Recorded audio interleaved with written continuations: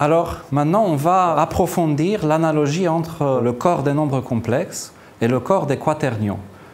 Cette analogie, en fait, va prendre un certain temps parce qu'il y a beaucoup de choses en commun.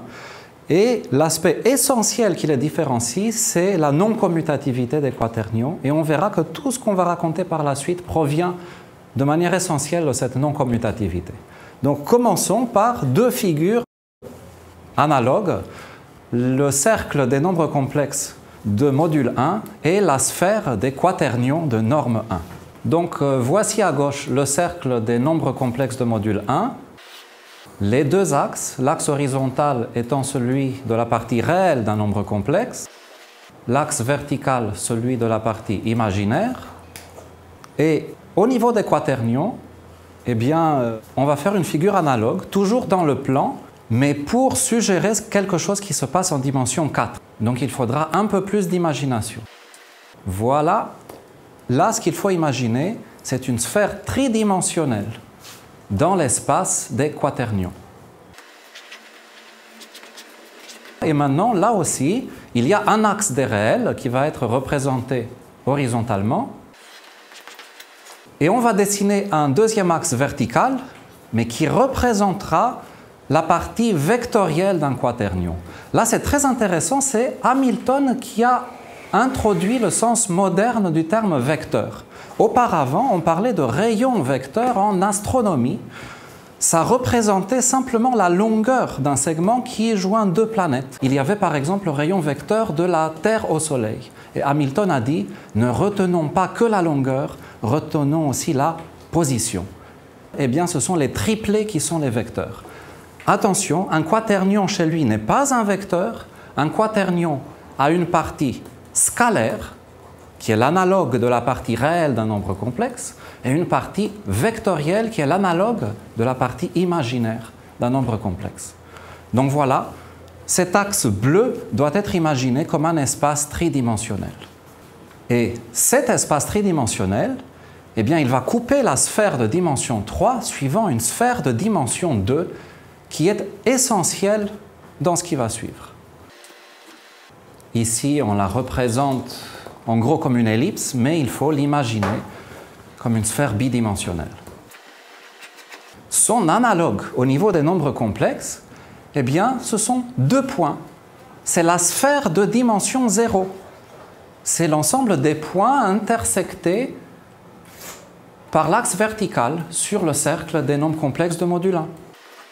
En haut, on a I, et en bas, moins I. Eh bien, de la même manière, sur cette sphère bidimensionnelle, on va avoir en particulier I, J, K, les trois unités fondamentales de Hamilton, et leurs opposés, moins I, moins J, moins K. Mais il y a bien d'autres points sur cette sphère, une infinité. Et ce que l'on verra, c'est que géométriquement, tous les points de cette sphère jouent le même rôle. En fait, géométriquement, I, J, K, si on les pense dans l'espace de dimension 3 des quaternions purement vectoriels, le V de la figure, eh bien, forment un repère orthonormé direct. Et n'importe quel repère orthonormé direct peut jouer le rôle de ce triplet IJK.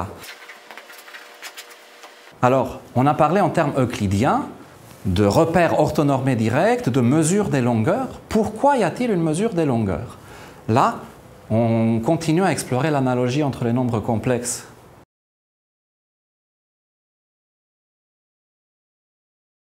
Le conjugué de x plus iy, c'est simplement x moins iy.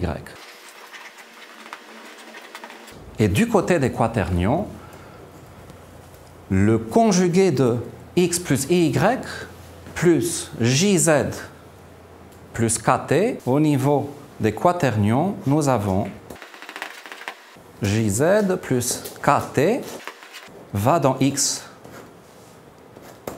moins iy moins jz moins kt. Eh bien, ceci permet de parler de longueur, car au niveau des nombres complexes, on sait que l'on obtient une mesure euclidienne des longueurs simplement en multipliant un nombre complexe par son conjugué. On dit que la norme ou le module au carré d'un nombre complexe c'est Z fois Z bar.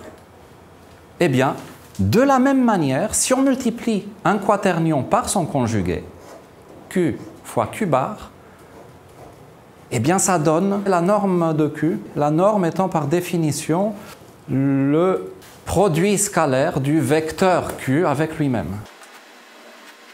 Et en fait, on a dit que la multiplication des quaternions est non commutative, mais la multiplication d'un quaternion par son conjugué donne la même chose que l'on les place dans un ordre ou de l'ordre opposé. Et en fait, c'est cette relation-là qui montre facilement que l'on a un corps, parce que si on divise par la norme, on obtient que Q multiplié par le conjugué sur la norme de Q. Donc maintenant, on voit immédiatement que les quaternions forment un corps. Si on multiplie un quaternion Q par Q bar sur norme de Q, on obtient 1, pourvu que la norme de Q soit non nulle. Mais la norme de Q, si on écrit Q comme x plus iy plus jz plus kt, c'est x carré plus y carré plus z carré plus t au carré. Voici la norme, et ceci est non nul dès que le quaternion est non nul, ce qui montre qu'effectivement tout élément non nul de cet ensemble admet un inverse. Vérifier les autres lois, associativité, distributivité de la multiplication par rapport à l'addition, c'est un exercice très simple dès qu'on a les règles de multiplication de IJK que l'on a vues avant. Maintenant, cette algèbre peut s'étendre pour définir des fonctions transcendantes. La fonction transcendante peut-être la plus importante de toutes, c'est l'exponentielle. Eh bien, au niveau des nombres complexes, on a la formule d'Euler, E puissance iθ est égal à cos θ plus I sin θ. Le membre gauche étant défini, comme l'a expliqué Euler, par un développement de Taylor. E puissance x est égal à 1 plus x sur factoriel 1 plus x carré sur factoriel 2, ainsi de suite. Eh bien, la même série appliquée à un quaternion converge. De quel point de vue? Eh bien, pour la convergence en norme, la norme étant celle que l'on vient de définir. Et on a maintenant un analogue de la formule d'Euler.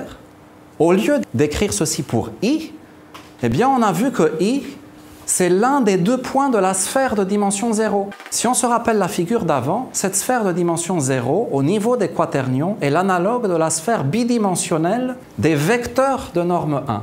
Donc à la place de I, on va prendre un petit U appartenant à S2. S2 étant l'ensemble des quaternions purement vectoriels de norme 1. Et là, on a exponentielle de Uθ est égal à cos θ plus U fois sinus θ. Donc on a une infinité de telles relations paramétrées par U qui se balade sur cette sphère unité bidimensionnelle. Alors maintenant, jusqu'à présent, on a parlé de règles d'algèbre, on a parlé un peu d'analyse. Maintenant, passons au niveau géométrique.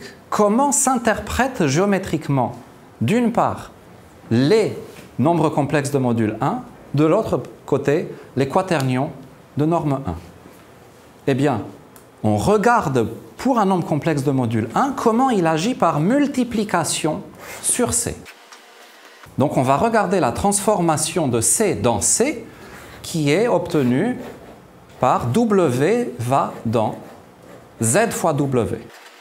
Eh bien, ceci est une rotation d'angle donnée par l'argument de Z, qui est le θ qu'on a vu dans la relation d'Euler précédente.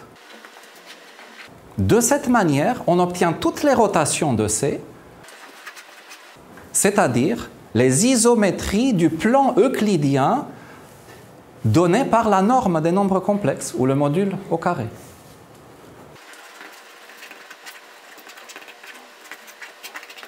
Donc, au niveau des quaternions, on a de la même manière le groupe SO4 des isométries de l'espace euclidien de dimension 4 qui préservent l'orientation.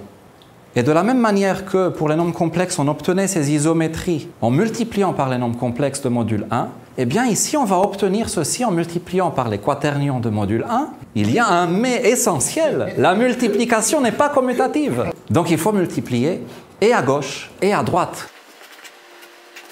Donc il faut prendre 2 quaternions de module 1 et prendre l'analogue de l'opération antérieure, W, disons, appelons encore un quaternion W par analogie, va dans Q1W fois Q2. Et si on fait cela, on obtient tous les éléments de SO4. Nous allons voir dans la partie suivante comment cela donne une représentation du groupe SO4 comme un quotient d'un produit de 2 sphères tridimensionnelles.